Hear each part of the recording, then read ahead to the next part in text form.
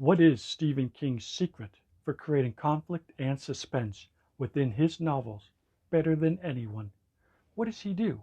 What are his secrets on being so successful? We're going to be answering those questions and more, and we're starting right now. Everybody knows Stephen King. He's one of the most famous writers in the world. His books have sold over 100 million copies, and he's been writing for decades. And he's just as good now as he was back in the 70s. What is his secret? How does Stephen King create so many books that get made into movies, that get sold in the millions? What's his secret that so many other writers have tried copying? There have been countless horror writers over the decades who have thought that they can become the next Stephen King. They believe that they can write just like him and cash in and have movies made about their books. But they don't. If their books do get published, they don't sell as many. But what's happening? How does Stephen King create books that makes millions of people around the world want to read them? But yet other writers who write horror novels, their books don't sell. The biggest secret comes down to the fact that a lot of horror writers will focus on the monsters. They will focus on the scary elements. Their characters are weak, their characters are dull, but the horror writer focuses on the monster or the haunted house. But Stephen King does the complete opposite. He focuses on the characters. He makes us care about the characters in the novel. He makes them so real, we feel as though these people they can walk amongst us. That if you walk outside, you'll see them. Stephen King even has the ability to write drama, and he's just as good at writing drama as he is writing horror.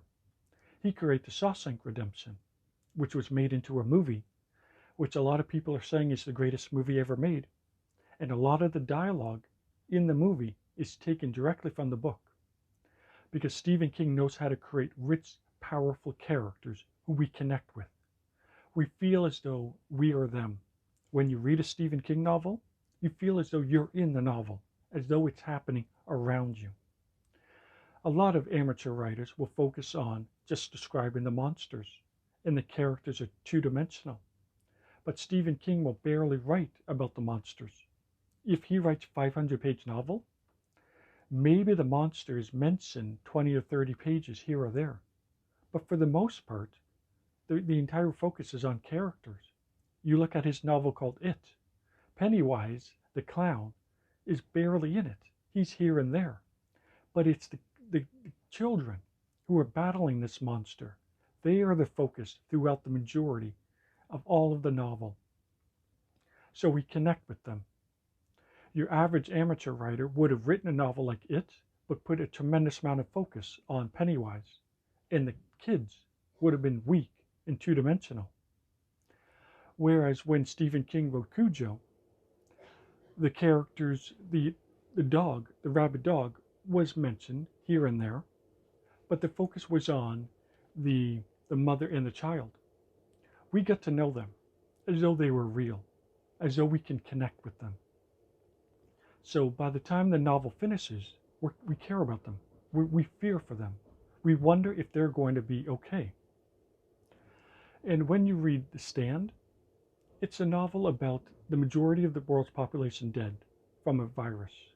And how are the people, the remaining people, going to survive? How they have to work together, or if there's conflict. He wrote a 1,000-page novel in which the villain is a virus.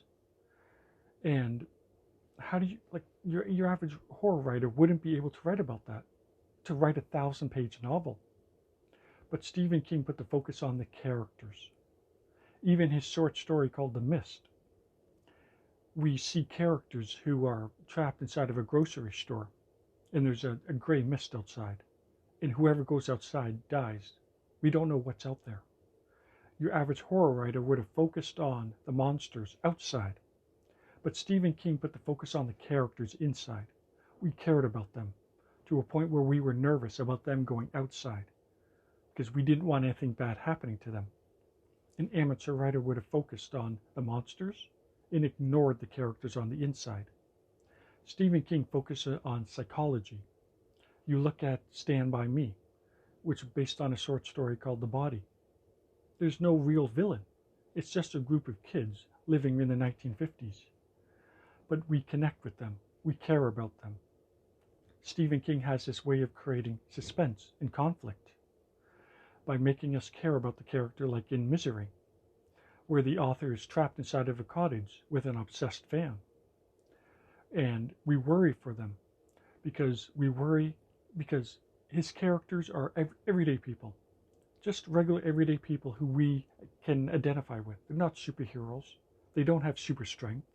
They're just everyday people having to battle this mysterious creature or this villain that lingers in the background.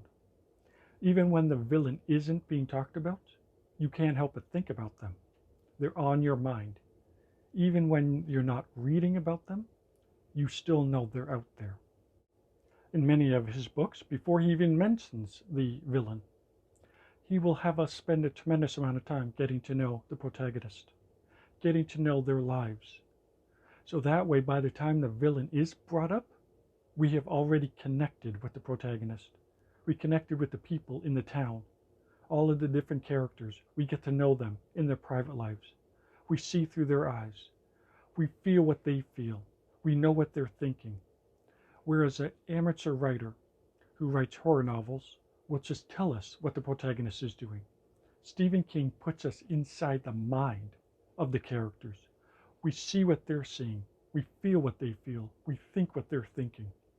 Stephen King allows us insight inside someone's mind to a point where we connect with them, to a point where we feel for them. And if something bad happens, we fear for them. When he wrote it, we were put inside of the minds of the kids to a point where we could think and feel as they did. Even if he writes a short story, no matter how short it is, he focuses on putting us inside of the mind of the characters, as though we're seeing through their eyes, as though it is us, as though we are the characters in the novel. So what a character is thinking and feeling, we connect, we understand, we feel at one with them.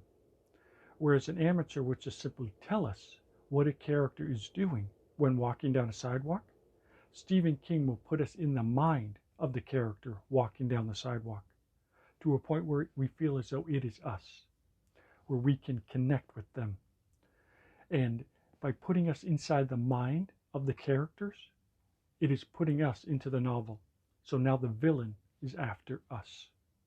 When reading another horror novel written by somebody else, you feel safe.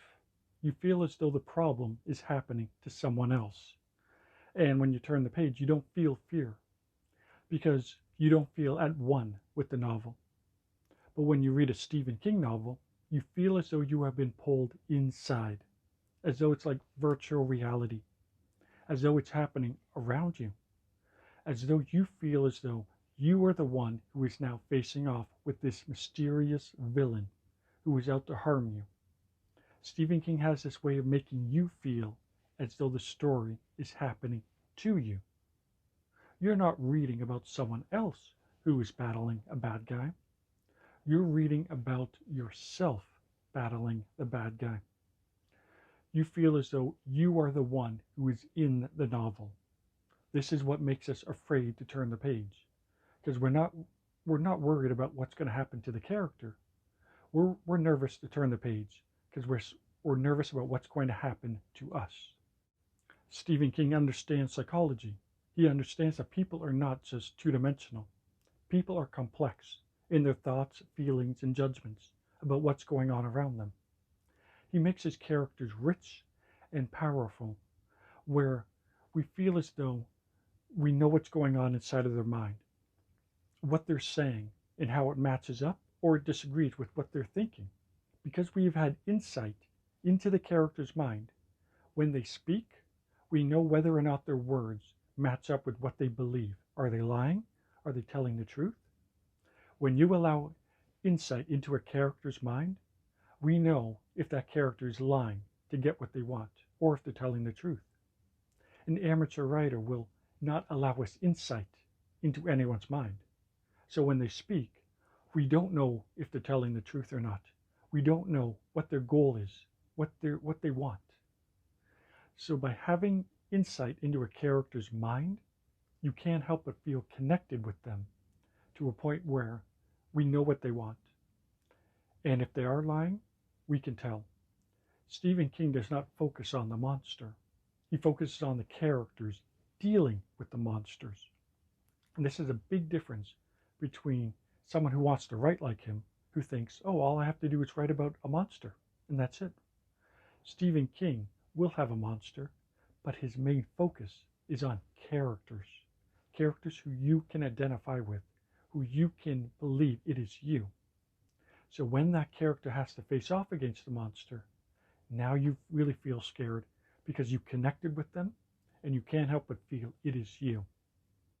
If you enjoyed watching this video, be sure to check out my website where I have a tremendous amount of information and blogs that will help you become the greatest writer you can be. In fact, I'm going to leave a link in the description down below where you can click on it and go to my website right now. And if you enjoyed watching this video, be sure to check out my next video on how not to write a novel and how to avoid bad advice. In fact, I'm going to leave a link to that video right here, and you can click on it right now and start watching.